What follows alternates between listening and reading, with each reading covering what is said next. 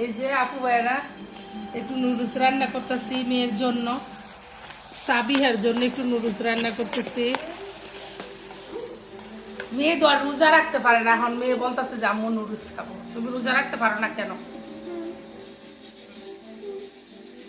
এখন মেয়ের জন্য একটু নুডলসের ব্যবস্থা করে দেই, যেহেতু আমার বাসায় সবাই রোজা, আমি একটু অসুস্থ, অ্যান্টিবায়োটিক খাইতেছি, তারপর রোজাও আসছি। ঠান্ডা একবারে মনে করে যে গলার আওয়াজ শুনে হয়তো বুঝতে পারতেছেন, অনেক ঠান্ডা লাগছে। এত কাজ করা লাগে বাসার, মনে করেন যে বাসার কাজ করতে করতে একটু কমায় দেই। বাসার কাজ করতে করতে সারাদিন এত টুকিটাকি করতেছি। আবার এই রোজার ইফতারির সময় একটু ঠান্ডা ট্যাঙের খাইছিলাম, ট্যাঙের একটু শরবত খাইছিলাম, তারপর থেকে মনে করেন যে আরো অবস্থাই খারাপ, ঠান্ডায় গলা ব্যথা হয়ে গেছে। আবার শ্বাসকষ্টটা একটু মাত্রার বাইরে হয়ে গেছে কতদিন ধরে, পরে অ্যান্টিবায়োটিক খাইতেছি। সবাই দোয়া করবেন। আর ভিডিও দিতে পারতেছি না কারণ এই এত ঠান্ডা লাগছে, ঠান্ডার জ্বর ঠান্ডা একসাথে দোষ। বড় মেয়েরা অনেক সাহায্য করতেছে, কিন্তু বড় মেয়েরা ইফতারি প্রত্যেক দিন আমার বড় মেয়ে ইফতারি বানাইতেছে, একদম গুছাইয়া গাছায় সবকিছু রেডি কইরা, সবকিছু রেডি কইরা মনে করেন ইফতারিটা বানা। মেয়েটা এক হাতে সবকিছু করতেছে। সাবিহা আবার এইভাবে নুডলস রান্না করলে একটু খায়, একবার শুকনা শুকনা করতে দিব। শেষ, বন্ধ করে দিলাম। এটার মধ্যে একটু নুডলস টুকিটাকি করতে একটু আরাম, সাবিহার জন্য এটা নামাই নিচ্ছি। এখন এটার মধ্যেই নুডলসটা করি।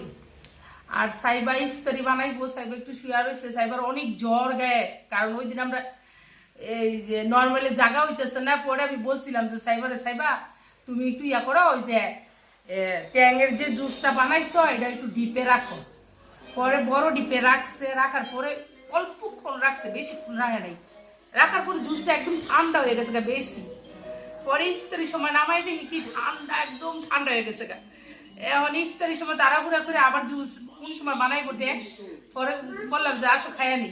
পরে ওই ট্যাংটা খাইয়া সাইবার জ্বর ঠান্ডা কাশি, আমার জ্বর ঠান্ডা শ্বাসকষ্ট বাড়া। আমি এখন আছি অ্যান্টিবায়োটিক খাইতেছি, সাইবা মনে হয় শুধু জ্বরের ট্যাবলেটটা খাইতেছে, আর কিছুই খাইতেছে না, জ্বরের ট্যাবলেটটাই শুধু খায়। সাইবা রোজা, সাইবা তো একদম শুরু থাকতেই মনে করেন যে সময় একবার ছোট ওই সময় থেকে সাইবা সবগুলা রোজা করে। সাবাবও রোজা করে, সাবাবও রোজা বন্ধ করে না, সাইবাও রোজা বন্ধ করে না। আমার বাসার সবাই রোজা। সাবিহা এখন বাঁচতেছে কয়টা, 2:30 বাজে গেছে। দেখেন আমরা আজকে একটু ঘুমিয়ে উঠতে দেরি হয়ে গেছে, শুয়েই আসছিলাম, যেহেতু রোজা এত কাজের কোনো চাপ নাই। আর মেশিনে, ওয়াশিং মেশিনে কতগুলা কাপড় আছে, এই মেশিনেই দিয়ে দিব আজকে। চিন্তা ভাবনা করছি সবগুলা কাপড় মেশিনেই দিয়ে দিব। আর ইফতারিটা সাইবাই এখন উঠবো, উঠে সেটা সাইবাই বানাইবো। আর আমি আজকে বেশি কিছু করবো না, কারণ আমি অনেকটাই অসুস্থ। আর এত কাশি বাড়ছে, শ্বাসকষ্ট বাড়ছে, একবার বলার বাহিরে। এই কারণে ভালো কোনো ভিডিও দিতে পারতেছি না। আপু ভাইয়ারা সবাই আমার পাশে থাকবেন, আর ভিডিও দিব, কিন্তু আমি তো আমার ঘরই সামলাইতে পারি না, কেমনি ভিডিও দিব বলেন তো? একটু কাজের চাপে থাকি না। আর একটু পরিষ্কার নিয়ে আমার একটু সমস্যা আছে, যে মনে পরিষ্কার পরিচ্ছন্ন না থাকলে আমার কাছে ভালো লাগে না, মনে হয় আমি আরো অসুস্থ হয়ে যাই। এই কারণে আরো আমি মনে করি যে ভিডিওটা ব্লগ করতে পারি না, কারণ একটু করতে গেলাম দেখি যে ব্লগ করার আগে পরিষ্কারটা করে নিই, আগে পরিষ্কার আসছে তারপর আবার করি। এরকম করতে গিয়ে একটু কাজ বাইরেই যায়, কাজ কমে না। দেখি কি করা যায়। আর ব্লগ কিন্তু আমি করবো, ব্লগ আমি অনেক শখ করে করি, ঠিক আছে? আমার কাছে ভালো লাগে ব্লগ করতে, কিন্তু এখন তো মনে করে যে অসুস্থ হয়ে যায় বেশি। দেখি কি করা যায়, খুব চেষ্টা করবো যে সবসময় ব্লগ দেওয়ার। দেখি এখন ইয়ারে সাইবার একটু নুডলস, সাইবার বলতেছি সরি, সাবিহার একটু নুডলসটা দিয়ে দেই, আর সাইবার একটু ডাইকা দেই। সাইবার উঠে একটু ইফতারিটা রেডি করো। বুট আর ইয়া তো আমি ভিজাই রাখছি, ছোলা ভিজাই রাখছি, ডাল ভিজাই রাখছি ভোর রাত্রে। আর পুরা 1 মাস রোজা করবো, আল্লাহ যদি বাঁচায় রাখে, আর আল্লাহ যদি সুস্থ রাখে। আমার পুরা ফ্যামিলি 1 মাসই রোজা করে।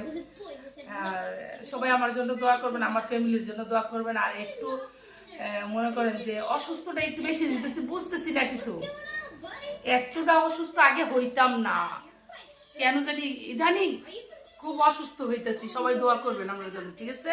আর আমি আমার যারা ফলোয়ার ভাই বোন সবার জন্য অনেক বেশি দোয়া করি।